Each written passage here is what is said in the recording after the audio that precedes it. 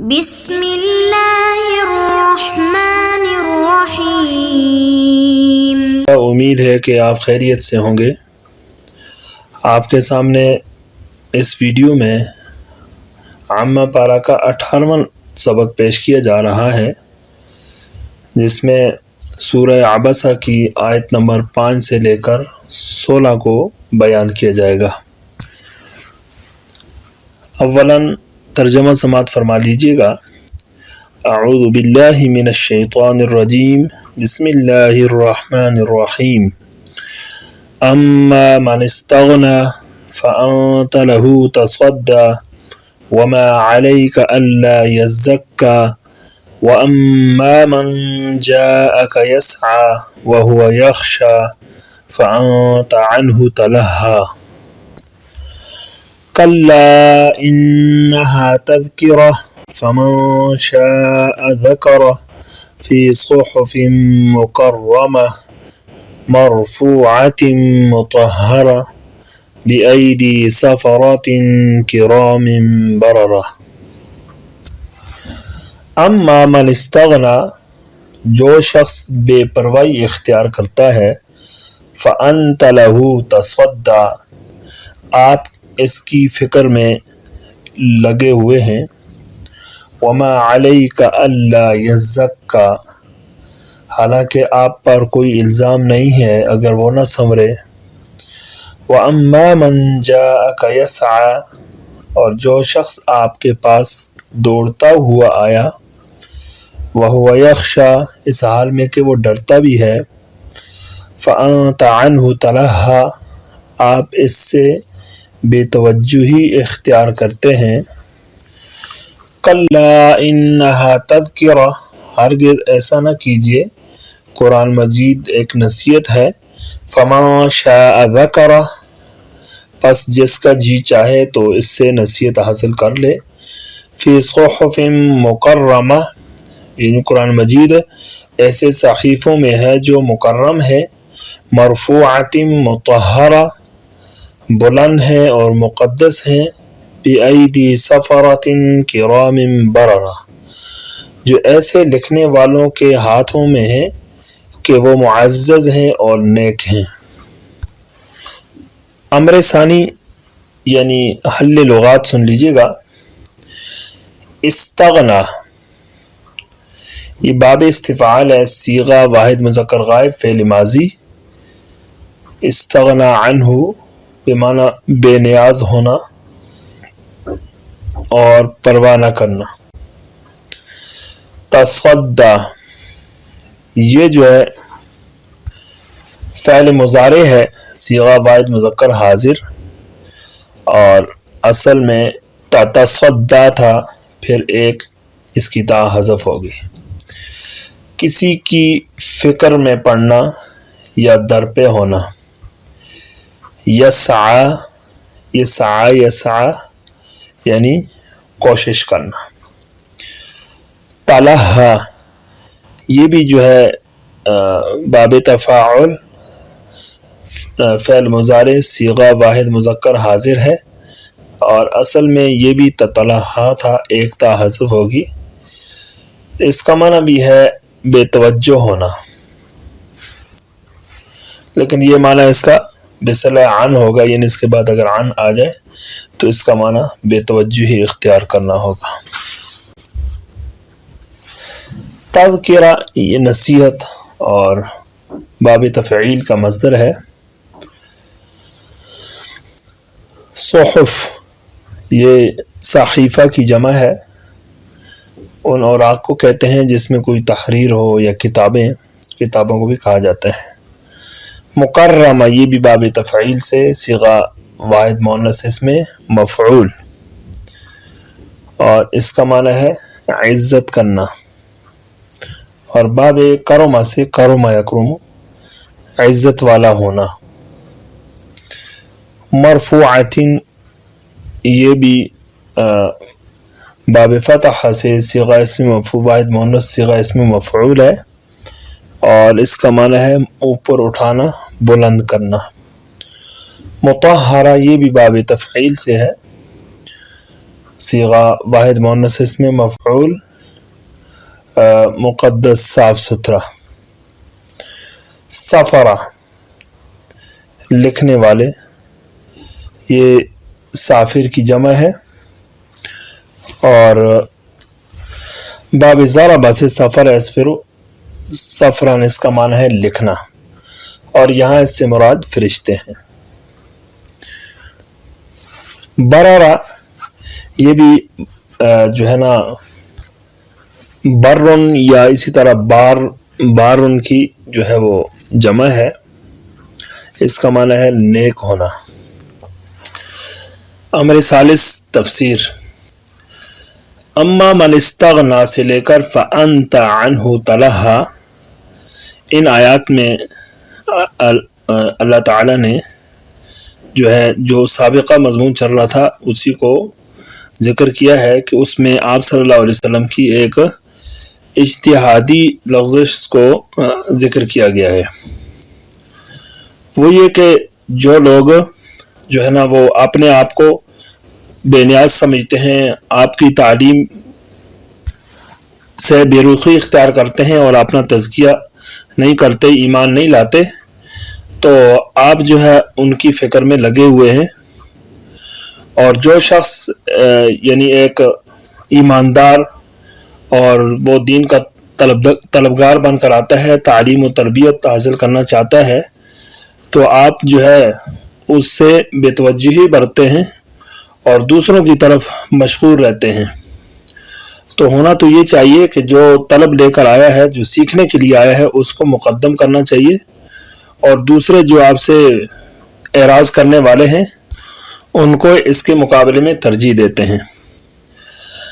حالانکہ اگر یہ لوگ آپ کو بہت زیادہ ان کی فکر پڑی ہے، ان کی ایمان کی اور ان کے تزکیے کی، لیکن آپ پر تو صرف تبلیغ کرنا ہے، آپ کا فرض منصبی ان کو پہنچانا ہے، لیکن اگر ایمان یہ نہیں لائے تو اس کا آپ کے اوپر کوئی بھی الزام نہیں ہوگا. کلا انہا تذکرہ فمن شاء ذکر. اس آیت میں بھی اللہ تبارک تعالی آپ صلی اللہ علیہ وسلم کو آئندہ کے لیے ایسا کرنے سے منع فرما رہے ہیں کہ آئندہ کے لیے ایسا ہرگز مت کیجیے گا، اور اس طرح کے نیک لوگوں اور ایماندار لوگوں سے اعراض نہ کیجیے گا. ان کے مقابلے میں جو کفار ہیں اور منافقین ہیں ان کی طرف بے شک زیادہ توجہ نہ دیجیے، کیونکہ یہ آپ کے ذمہ یہ پہنچانا ہے، آپ صرف تبلیغ کرنے والے ہیں. تو آپ اس قرآن مجید کو ان کے سامنے بیان کر دیں، پہنچا دیں. باقی ایمان لانا اور نصیحت حاصل نہ کرنا جو ہے اس کا وبال اور اس جرم کا خمیازہ انہی کو بھگتنا پڑے گا.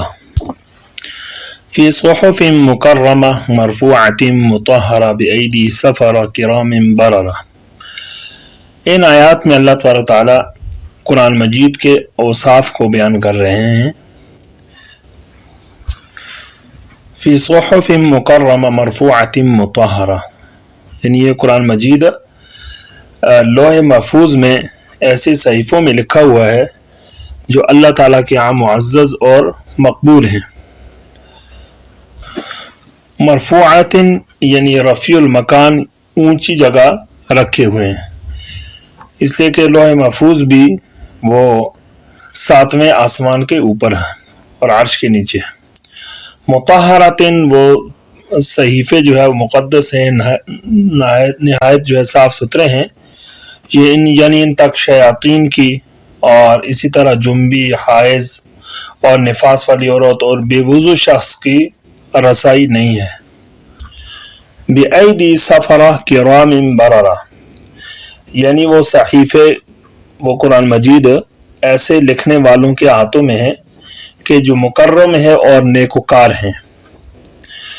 تو اس سے مراد یا تو فرشتے ہیں کہ فرشتے جو ہے لوح محفوظ سے وحی کو جو ہے وہ اپنے پاس نقل کرتے ہیں اور پھر اس کو لے کر آتے ہیں.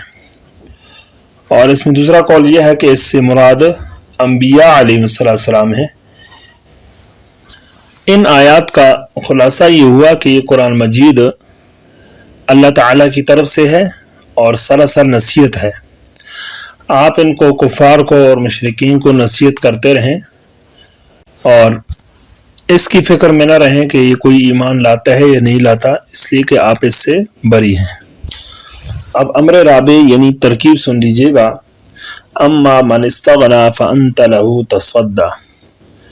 اما جو ہے یہ حرف شرط ہے اور تفصیل کے لیے من اس میں موصول، استغنا فعل ہے، اس میں ہوا ضمیر مستتر اس کا فاعل ہے، اور پھر یہ فعل اپنے فاعل سے مل کر جملہ فعلیہ خبریہ ہو کر اس موصول کے لیے صلہ، اس موصول اپنے صلہ سے مل کر یہ مبتدا متضمن معنی شرط بن گیا، اور فا جو ہے یہ اما کے جواب میں ہے، انت مبتدا ہے، لہو جو ہے یہ متعلق مقدم ہے تصدع فعل کے، تصدع فعل، انت ضمیر مستتر اس کا فاعل ہے، اور پھر فعل اپنے فاعل سے مل کر جملہ فعلیہ خبریہ ہو کر یہ خبر ہے، پھر مبتدا اپنے خبر سے مل کر جملہ اسمیہ خبریہ ہو کر خبر متضمن معنی جزا، پھر مبتدا اپنی خبر سے مل کر جملہ اسمیہ خبریہ ہو کر معطوف علیہ۔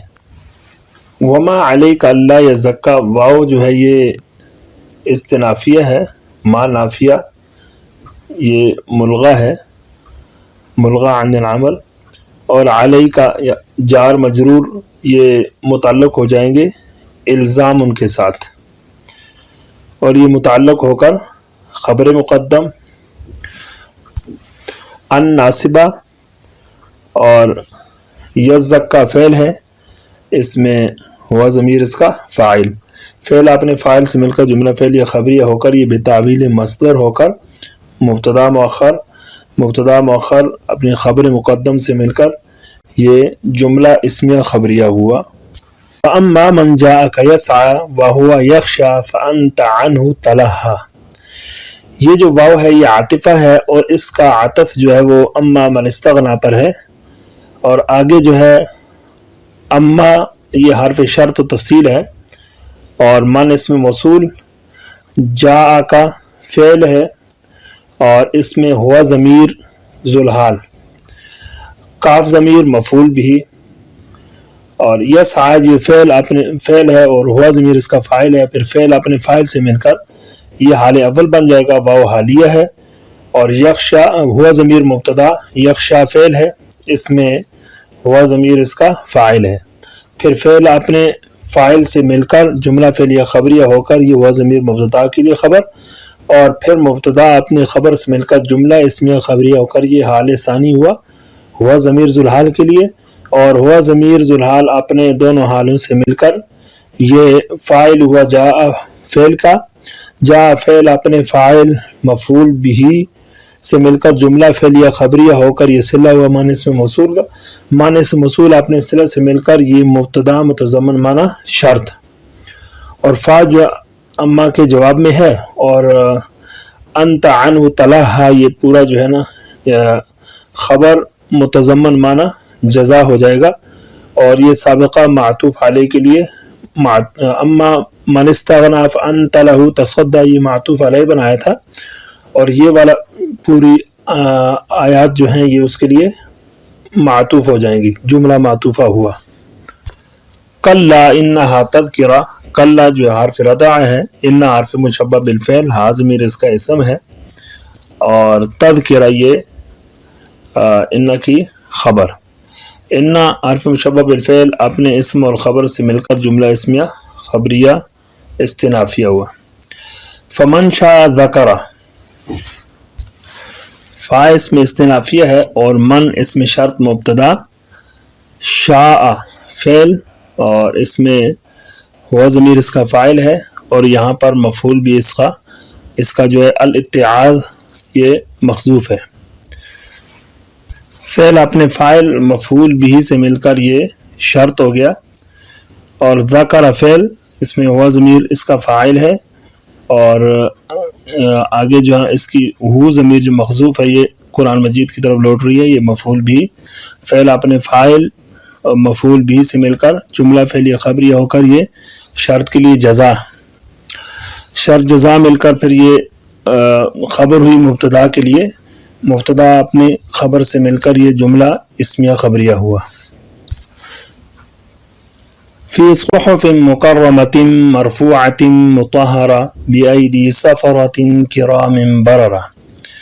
فی جو ہے یہ حرف جار ہے، صحف موصوف ہے، اور مکرمۃ اس کی صفت اول ہے، مرفوعۃ صفت ثانی ہے، مطہرہ یہ صفت ثالث ہے۔ بار فجار ایدی مضاف، سفرۃ موصوف، اور کرام صفت اول ہے، بررہ صفت ثانی۔